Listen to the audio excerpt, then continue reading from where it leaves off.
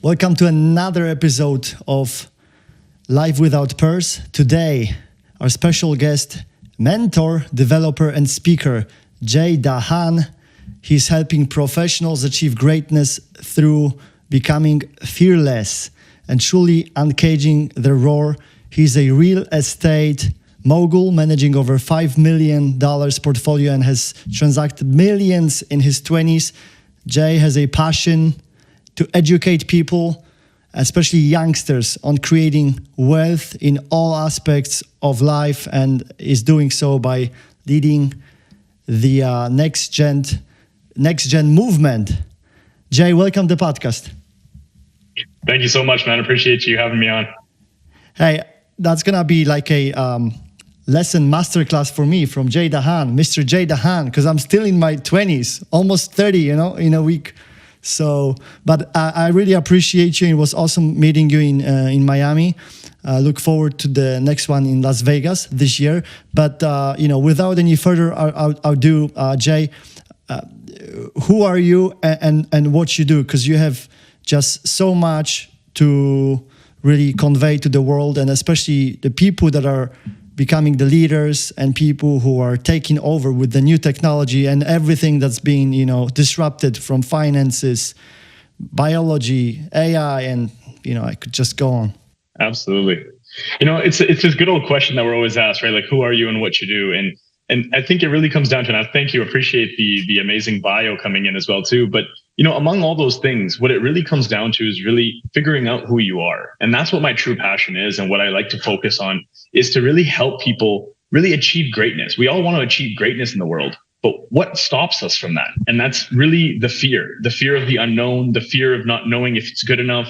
And I think that's why it's been my primary focus over the last decade, really researching neurology, neuroscience, neurolinguistic programming, a lot of psychology, to understand the human mind and the way that we actually create behavior and the actions that we take. But just to give you a little, a little rough background on myself, over the last, 10 years, I'm born and raised in Canada. And, I moved out here to the States now to live here because I love this place. But, in the last 10 years, I've been a commercial real estate developer. That was kind of my primary way. I like to call it my engine, the way that I make money. So I'm a commercial developer and investor. We do everything from, land acquisition, full scale developments, leasing, as well as managing properties until we, work with our investors to offload. But that gave me the capital to go out there and actually pursue different things that we'll probably talk about today in terms of personal development, mentors and coaches, and being able to really immerse myself with the right types of knowledge that help guide me along the way to really being able to scale myself, my portfolios, but also be able to have now this passion and willingness to go back and help others and teach them these core principles to achieve wealth in life. Mm-hmm. Awesome. And you mentioned about neuro-performance. Is that you coined it? Yeah, that is in the process right now of being coined. So neuro-performance is just my version of using different types of psychological techniques, using hypnosis, using other types of forms of psychology to really mind map the actual action steps. So neuro becomes the brain, and it's the thoughts that we have every single day, the tens of thousands of thoughts that us humans have every day, and the critical decision making that we need in order to be logical versus emotional. Now, the performance becomes the actionables. What is it that I actually need to do, and how do I hold accountability to myself to maintaining that? So together as neuro-performance, the strategy plus the actionable creates the desired outcome. Could you give us an example of maybe someone from the next gen movement? I know Gus, the superstar youngster that you guys are working together, and maybe you can sort of graphically explain how you actually apply it in like day-to-day operations. Yeah. When it comes to the neuro-performance side, every human is very different. And that's why I do a lot of one-on-ones as well as, just actual event style where you get to see me in person. Because the traditional style group coaching doesn't really work with this flow, because neuro-performance is really, understanding exactly where that person's at and the day-to-day troubles that they're going through. Now, an example of this is that out of the common 7 emotions that we feel as humans, 6 are negative. Can you believe that, Marcin? 6 are negative. 1 is positive. Joy is the only positive emotion humans feel. So when you have fear and you have anger, you got sadness, you got contempt, you got disgust, and you have surprise, you have the 6 other ones that are always against us. And they cause adversities, they cause negativities, they cause things in our world that slow us down. So being able to use neuro-performance strategies allows you to be able to go into your subconscious mind and understand what position you are at with that given emotion. Now, I'll give you a quick story or an example. Is let's just say you're feeling angry. Your language will sound something like, I am angry. You'll use that word track. But in a different state of mind, which is what I call the pyramid of thought, is the second level to it is I am having a thought that I'm angry. And if you're able to disassociate yourself and get to the third level, that means I believe I'm having a thought that I'm angry. So what does this all mean? What does this mean for you? How can you take this away? And let me add value right at the first and foremost of this call by giving you guys something right here. Just picture yourself driving down the freeway.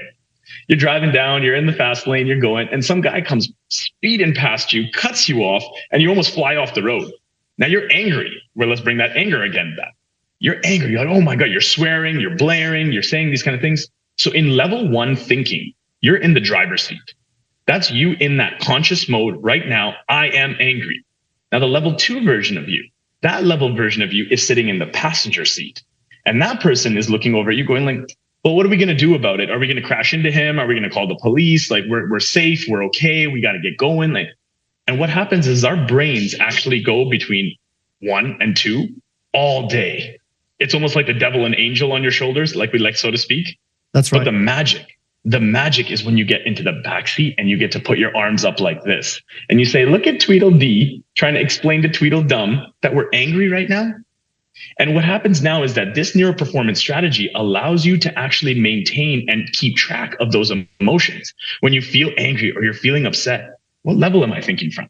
Am I in level 1 in the moment? Am I in level 2 trying to mitigate it? Or am I in level 3 understanding that it's time to actually think more clearly, especially when it comes to critical decision making? Okay, awesome. So I see that you mentioned disassociate yourself from being there. That's and do you see that being applied to the youngsters? Because you work and you focus a lot on the younger generation because they don't know how to control, the emotions. And maybe another part of the question will be, people as we get older, do we actually get a handle on that, or we still need help? I think we need a little bit more help when we're adults because we've conditioned ourselves over time with some of the stuff that we've gone through in our younger years. And that's why, a big passion project of mine is the Next Gen movement and the Next Gen Academy, because it's allowing young people to really start to learn the types of skill sets, the core essential skills that I feel are heavily needed in this generation. In an everlasting changing, everyone's on cell phones and they're very technologically advanced, but they're losing out on this. They're losing out on the ability to actually communicate with people and to really share those feelings. So when I mentor my youngsters, and yeah, you mentioned Gus, he's my right-hand champion. He's like my protege, basically. And he's been working with me for about a year now. And what I've started to understand with that generation, and for those of you out there that are watching this, that have teenagers or work alongside teenagers, is they're very quick. They're very fast-paced. They can actually accomplish a lot if directed the right way. But what their generation is missing right now the most is leadership. So I've made it a mission and calling for myself to go there and be the leadership to help these youngsters learn the communication, learn the right essential skills so that they can actually become successful in this world, not just what the medias and the social medias are telling them how to be successful. Right. And Jay, you mentioned about your background in real estate development, and you mentioned that this is your engine, but you're moving into leadership. And looking at your stuff, you're very passionate about making a change. And the way I look at you, it's just not, I just want to be another influencer. You just want to actually make a change. And I know, because I'm working with the guys when we were preparing for the show, you're right. Like, he's very quick and great energy. And I see that the way you train him as well. It's just the communication is awesome, always positive, super, super quick and professional. So going back to the real estate, how do you use it do you sort of commingle that with this side of you? Yeah, it'll always be commingled. First of all, I would never let go of real estate because that is my bread and butter, but it's also where I'm the most articulate. It's where I'm the most knowledgeable. Right. So real estate, especially in the commercial development and investment world. So that's always going to be a portion of it. I'm taking the basic knowledge of that. And yes, of course, bringing it to the next generation so that they can learn. But I'm also in the world of, helping cities become cities. So when I was first originally starting up in Canada, we were working with a small municipality outside of a bigger city where we got to work with the mayor, with the city council, the planning departments, the economic developments, and we were actually mapping out how that small city would grow to a large city. Now it's about 75,000 people. So I made the big, bold move of moving from Canada all the way to the States. And now I want to do the same thing with Tampa, Florida. Tampa, Florida, I feel is one of the markets right now that is not only just blowing up because of just the understanding of the pricing and everything, the population growth, but it's just an amazing place to live. So I want to be involved more in the real estate game here to raise capital to be able to start development projects here. But that is a bit more of a longer term path for me. Right now, it's more so focused on the actual education and fundamentals that I can bring this generation.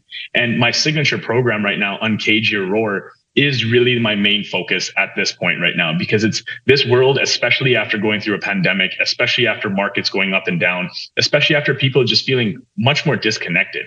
I truly believe that every human has a story, a message to share, something that actually a burning desire inside.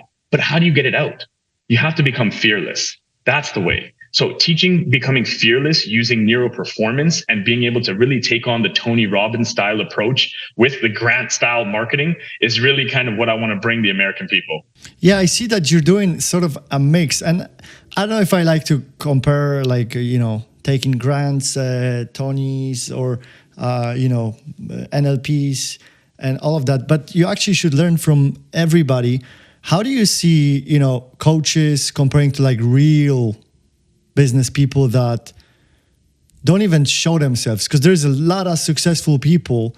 I'm not saying they're successful in every area of their life, because sometimes from the coaches and everything, I see that they kind of paint this picture that you can actually be successful everywhere, and family. No, you don't need to sacrifice. You can just be successful everywhere. So do you actually believe that you can be successful across the board if you really want to, or you have to sacrifice?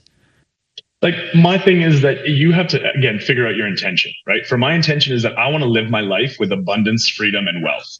The abundance is the ability to have opportunity come to me and always being grateful of where I'm at, but an abundance amount of opportunity and experience.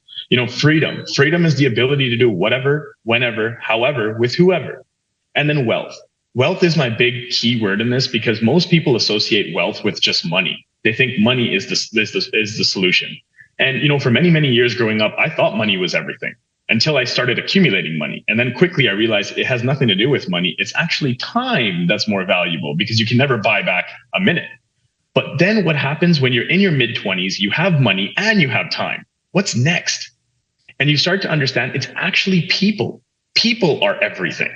So with wealth is an accumulation of the right relationships, the love, the loyalty, the respect, the energy, the environment. And yes, of course, the dollar figures in your account so that you can live the way that you want to live. That's right. And so what do you think about the greedy ones? They're like, they're going to exploit everyone and everything. And they will burn the bridges. Like, hey, we're going for the money, just for the numbers. There's a lot of people out there in terms of the hater style. It's like haters are going to hate when you're doing great. I always say that. But on the other side of it is that, there are people that are going to go out there for that. Their intention is money and they want to go for money, and that's good. And I'll tell you right now, you can probably do that too. If you want to accumulate money, you can only go for money. The only thing that I'll tell you is that you will accumulate it over a period of time with hard work and dedication. But the one thing that you will be left empty with is the true fulfillment of the purpose of why you actually exist. See, most billionaires out there will actually attest to this, because yes, they have the billions in the account, but like you said, other aspects of their life aren't fully whole and complete, which means, are you really living fulfilled to that degree? So having a lifestyle of, like I work 18-hour days. I'm up at 4 a.m. and I start my days at 5 a.m. work days, and I go all the way till 9 p.m. And for me, it's not work when it's like that. For me, it's my lifestyle. Yes, I can take a break if I need to go for lunch. I have my teams locked and loaded online. I have different things going on, but it's just my lifestyle. I get to control my lifestyle, and that allows me to actually mix work together. I'm not a fan of work-life balance. I don't believe in it. I feel that if you can truly understand the way that you find true happiness and passion, you'll make time for all the things in your life, whether it's family, whether it's friends, whether it's social life, whether it's your work, business, whatever it may be. We're all given the same 24 hours, 1,440 minutes, and 86,400 seconds in each and every day.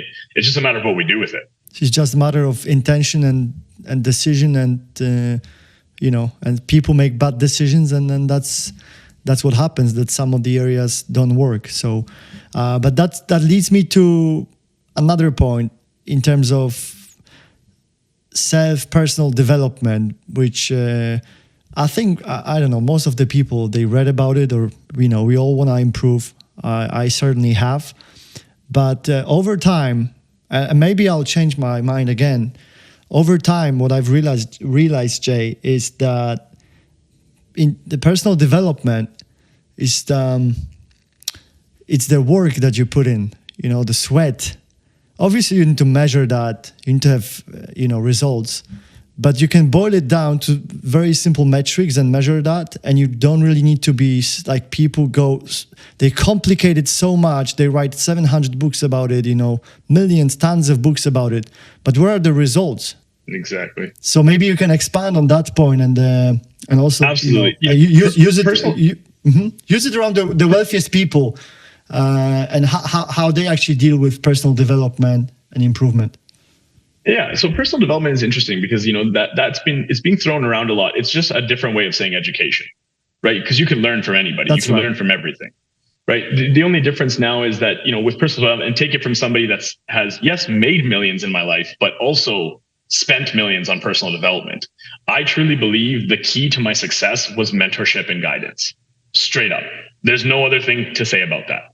Because finding the right mentors, finding the right coaches out there can expedite your journey completely, especially if they're in a position. And that's why I always recommend is if you're looking for a coach or a mentor out there, look for somebody that's in a position of something that you want to achieve or be like. There's a lot of coaches out there that are just either they have programs, they have courses. It's not to disregard or discredit anybody. But at the end of the day, a lot of people out there just trying to get a course sold. They're not actually thinking about the intention of how they can actually truly help someone. So really go out there and find that personal development. Yes, always be in tune with learning more. I always say that at the end of the day, everyone is still a teacher and everyone is also a learner, a student. So it's just a matter of now being able to use your language the right way. And the key to it all when it comes to personal development, I'll give you the key right here, is ask the right questions. If you can ask the right questions, you will get the answers, or you'll be positioned in a place to get those answers. And that itself will move you forward. Any specific questions in terms of sales or communication, or it depends on the context? It really depends, but I would say just get intentional about it. Most people don't get intentional with their questions. They don't really know what they're asking. They may be thinking of it from a face value versus actually going a little bit deeper internally and knowing what is the result that I want to actually achieve. This is something that's very hard when it comes to people in business in terms of what their product offering is or what their slogan is. These kind of things are very, very important for somebody in a quick glance to understand. Now, when I say, what I help people do is I help them achieve greatness through becoming fearless. You can clearly understand that I do want to achieve greatness. And the only way to do that in this model would be to become fearless so that you can walk around with confidence, so that you can articulate your language, so you can actually go and uncage your roar.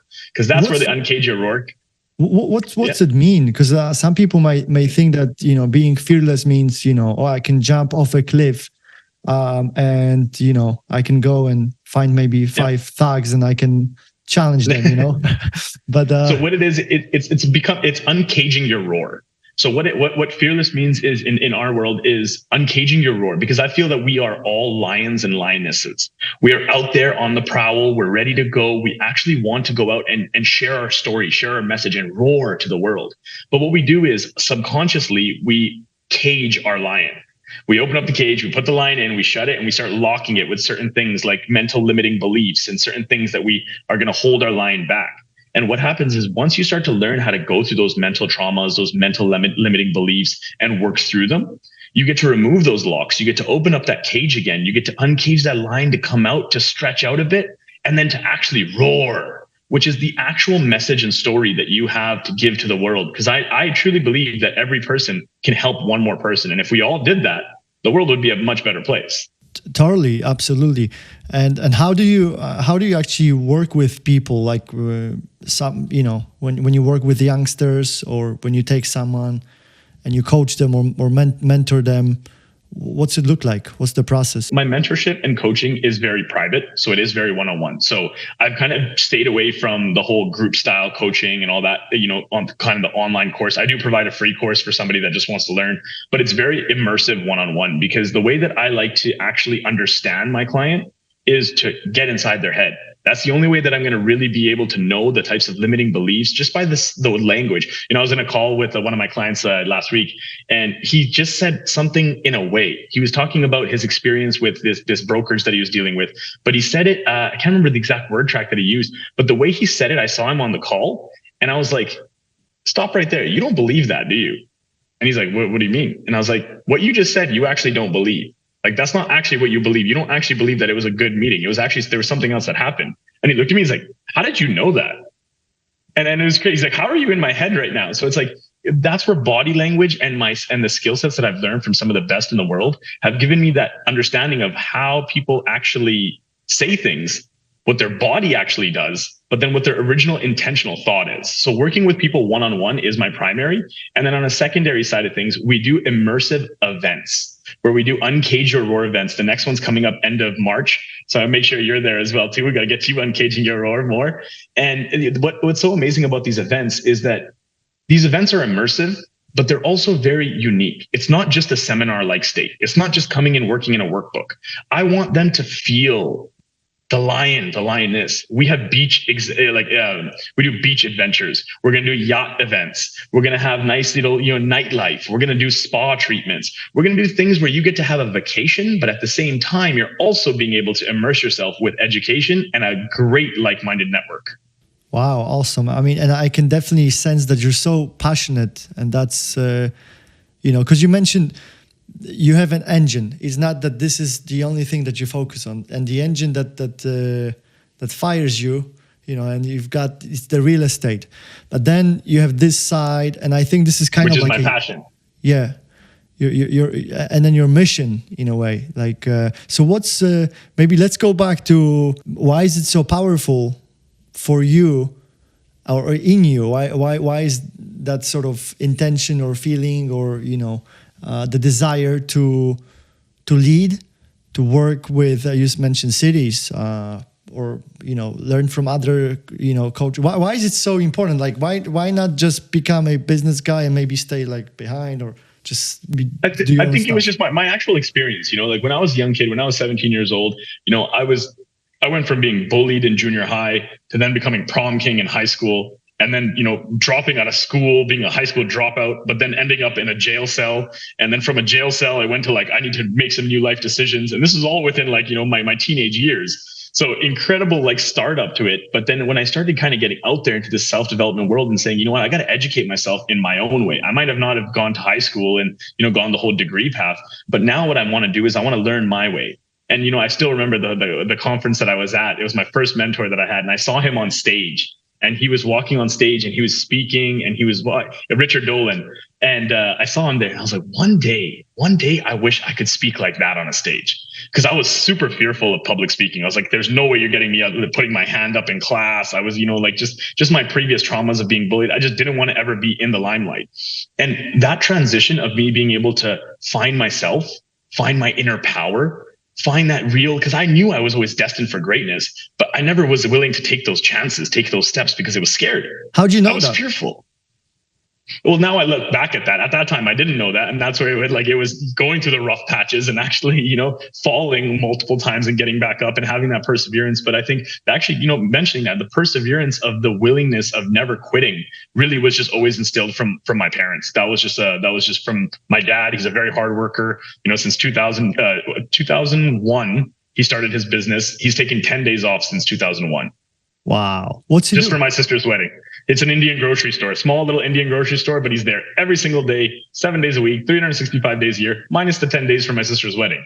So he always taught me hard work and dedication. So that was initially there, which kept pushing me forward. Every time I failed, every time I lost an investment, I've spent, tens, hundreds of thousands of dollars on business investments that have just gone completely under. And it was the emotional resilience at that time that I had to keep pushing through and say, you know what, it's okay. It's learning lessons. They're expensive learning lessons, but they're learning lessons, and keep pushing forward, keep pushing forward. And that got me to a point to really feeling that power. And that moment, it was about 5 years ago, about 6 years ago, where I just felt that inner power come out. And I was like, wow, it's time for me to actually show what I can do in this world. And from that moment on, I said, if I can do it, then that means everybody else can. So I made it a mission of mine to go out and help those now that have that voice, that have that message, that have that story that they want to share to the world. You know, when I listen to you, like one part of me is saying, you know, oh, you should just be focusing on the business and not be actually, you know, going out there and shouting, because that's, you know, like the more you go into business, you know, you get, you know, sort of beat down.